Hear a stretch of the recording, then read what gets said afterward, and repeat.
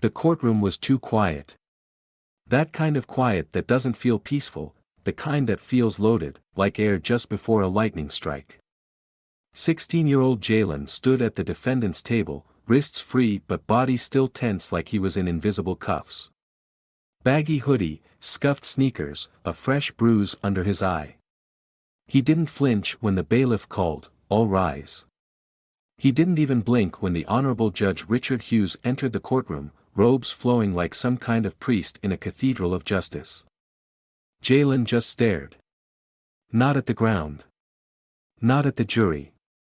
At the judge. Judge Hughes adjusted his glasses, flipping through his notes like this was just another day, another kid, another case. Jalen Carter, charged with aggravated assault and resisting arrest. Then Jalen spoke. Calm. Clear.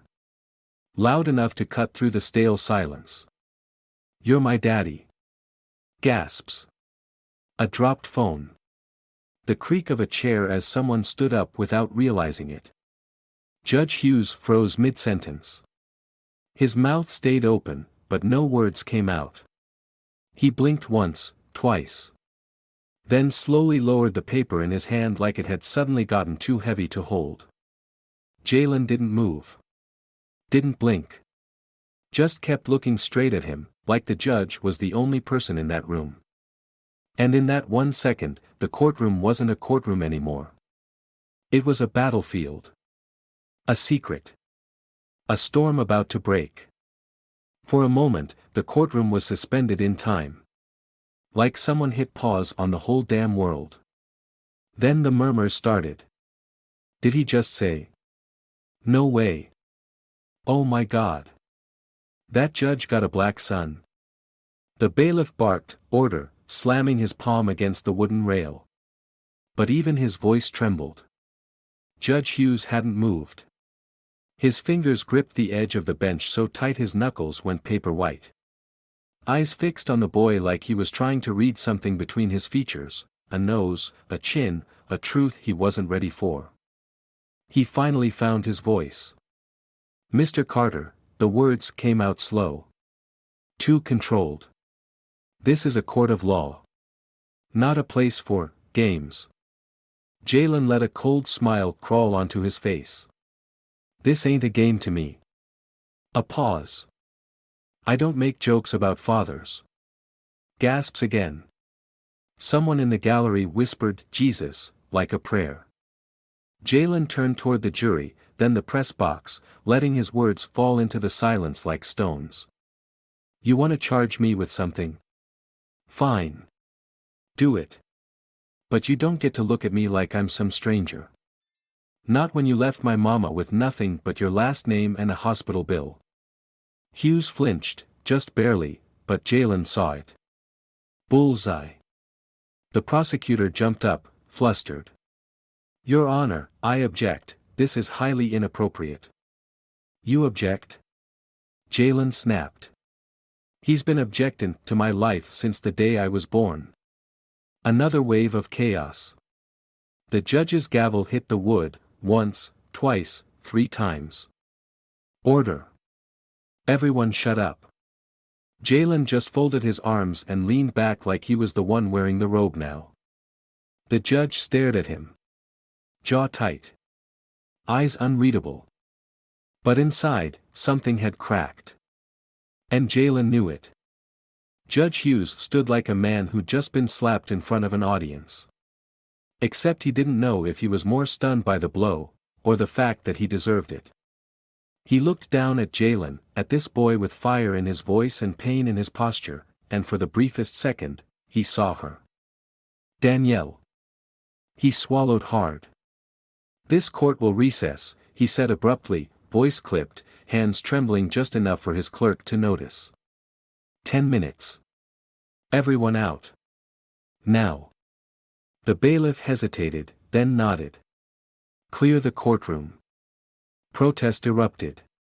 Journalists, lawyers, onlookers, everyone wanted to stay, to see what happened next.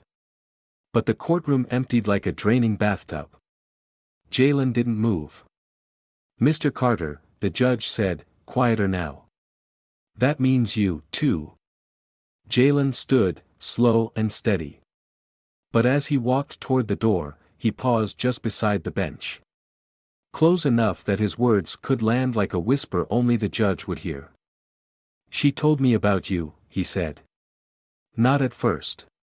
But eventually. Said you were scared. Said you had a wife. A career. Said you'd never claim me. He looked up, and for the first time, his eyes weren't angry. They were just tired. You don't get to ignore me now. And then he was gone. The door clicked shut behind him. Judge Hughes didn't move. Not for a long time. When he finally did, it was to sit down, not like a judge, but like a man who just realized his whole past was about to put him on trial. Rich Hughes wasn't a judge back then. He was a rising ADA with a killer win record, a brand new wife from a good family, and a campaign manager whispering, "You've got the face of law and order." And on Wednesday nights, he snuck off to a jazz bar in the South Side. The bar was small, smoky, with a piano that wheezed more than it sang. But she made it all glow. Danielle. She sang like she was telling secrets no one else was brave enough to say out loud. Hair natural, eyes sharp, lips full of defiance and tenderness all at once. She saw him across the bar the way a lioness watches a deer, curious, not impressed. They talked after her set. Once. Then again. Then again. He told himself it was just the music. Just a release. But he started skipping campaign meetings. Making excuses to his wife.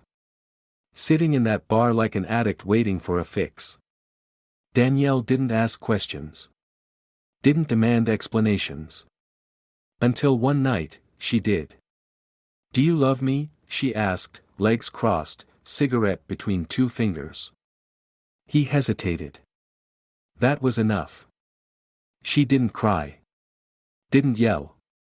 Just looked away and said, "Then don't pretend you'll choose me." He left. She never called. And 6 months later, when he did try to go back, the bar was gone. Present day. Judge Hughes sat in his chambers, door locked, blinds closed. The silence felt loud. On his desk sat an old manila envelope, one he'd found in a forgotten drawer years ago.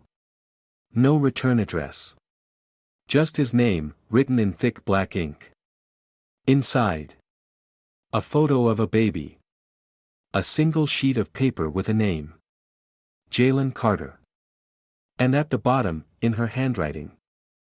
"I wanted you to know what you walked away from." He stared at it now, hands shaking. Mouth dry. For the first time in 26 years, Richard Hughes, judge, father, liar, didn't know what to do. Back in the courtroom, the recess was over. But something had changed. The journalists had caught wind, rumors flying faster than the stenographer could type. Illegitimate son. Scandal.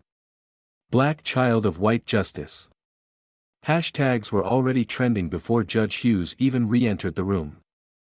Jalen sat calm. Still. Like a boy who'd just thrown a match into a room soaked in gasoline, and was waiting for the fire to spread. When the judge took his seat, the tension was thick enough to chew.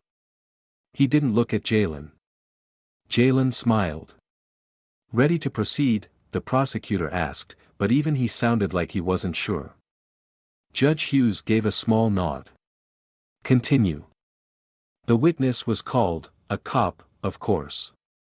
Said he saw Jalen fighting outside a corner store. Said he resisted. Got mouthy. Dangerous. But Jalen didn't look at him either. He kept his eyes on the judge. And when the cross-examination started, his public defender, a tired man with bloodshot eyes and bills to pay, asked the usual questions. But then he paused. Turned to the bench. "Your Honor," he said, slowly. "Before we continue, my client has submitted a formal request. He'd like to represent himself." The judge stiffened. That's highly inadvisable. I'm not asking for advice, Jalen said. The courtroom held its breath. Judge Hughes stared at the boy. You understand the consequences? Jalen nodded. More than you ever did. A long pause. Then, motion granted. Jalen stood, slow and sure, walked past his lawyer, and turned to face the courtroom. Not like a defendant. Like a man who came for a reckoning. My name is Jalen Carter, he said, voice steady, clear, commanding. I'm 16. I've been arrested more times than I've been hugged. And I'm not standing here to ask for mercy. He looked at the jury. I'm standing here to make you see what happens when the system makes a mistake, and buries it. His eyes found the judge. Because sometimes that mistake becomes a person. Jalen stepped closer to the jury box, his sneakers squeaking just slightly against the polished wood floor. The courtroom was dead quiet, no coughs, no whispers, no scribbling pens. Just eyes. Eyes watching a kid become a weapon. I was arrested outside the corner store on 148th, he said. They say I fought. They say I resisted. But no one asked what I was doing there. He paused, scanning the room. I wasn't robbing. I wasn't tagging walls. I was meeting someone. He pulled a folded piece of paper from his hoodie pocket. I subpoenaed security footage from the bodega across the street. Took some convincing, but, turns out, when your dad's a judge, people want to hear your story. Even if he never did. He handed it to the clerk. Play it. The judge leaned forward slightly, eyes narrowing. The screen flickered to life. Grainy footage. Jalen, standing near a man in a navy suit, older, white, familiar. The courtroom gasped. It was Judge Hughes. 2 weeks before my arrest, Jalen said. He met me there. Told me to stop calling. Said I'd ruin his life. Told me he didn't owe me anything. On screen, the man gestured sharply. Jalen didn't move. Then the man grabbed his arm. Security arrived seconds later.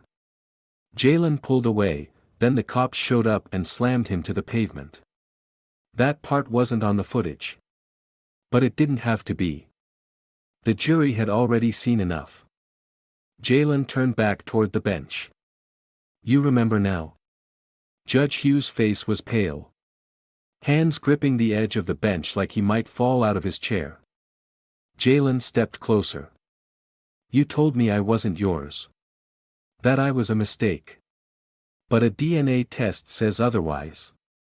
He pulled out another folded document, this one crisp, official, stamped in bold letters. Paternity confirmed. The courtroom exploded. Gasps. Shouts. A journalist dropped her phone trying to film it all. The prosecutor stood up, stammering. Your Honor, this wasn't disclosed during discovery. Jalen cut in. Neither was my entire existence.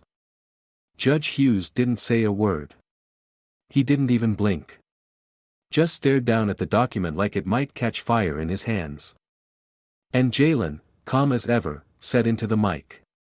Now tell me, sir, do you want to recuse yourself? Or should I show them the letters you wrote to my mother while your wife was planning your campaign?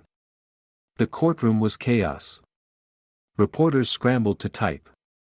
Jurors sat stiff and pale. The prosecutor looked like he'd swallowed a live wire. But the judge, Judge Richard Hughes, didn't speak. Didn't move. Didn't even breathe, it seemed. Jalen stood there, arms loose at his sides, the papers still trembling slightly in his fingers, though not from fear. From adrenaline. From finally being heard. I've waited my whole life for you to look at me like you knew me, Jalen said, quieter now. Not like a statistic. Not like a case file. Like your son. The judge's lips parted, but no sound came out. The courtroom watched a man unravel in real time. Mr. Carter, the prosecutor said, desperate now, this is not an appropriate setting for. Oh, it's exactly the right setting, Jalen snapped, turning to him. This is a courtroom, right? Where truth matters. Where justice is supposed to live. He turned back to the bench. You want me in jail? Fine. I've been halfway there my whole life. But before you sentence me, say it. Say you left her. Say you knew about me. Say you looked at my face and walked away. The judge's gavel lifted slowly. And then, it dropped. But not with force. Just a soft tap. He looked at Jalen, finally, eyes red, voice broken. Her name was Danielle. Jalen didn't move. I was young. Scared, Hughes continued. She was brave enough for both of us. I wasn't. A long, strangled silence. I told myself it was a mistake, he said. But that was a lie. You're not a mistake. The words hung in the air. Fragile. Human. Too late. Jalen blinked, once. But no emotion showed. Not yet. From the back of the courtroom, a woman's voice rose above the quiet. She wrote him letters. Heads turned. A thin woman stood up, holding a yellowed envelope. Danielle was my cousin. She tried. For years. I kept them when she passed. Figured one day he'd grow up enough to read them. She handed the envelope to Jalen, then walked out without another word. Jalen took the letters. Held them tight. Said nothing. The judge slumped in his chair, his robe suddenly looking like a costume. A disguise that no longer fit. He looked out over the room, this room that had always belonged to him, and saw only judgment staring back. The courtroom wasn't his anymore. It was Jalen's. Jalen didn't sleep that night.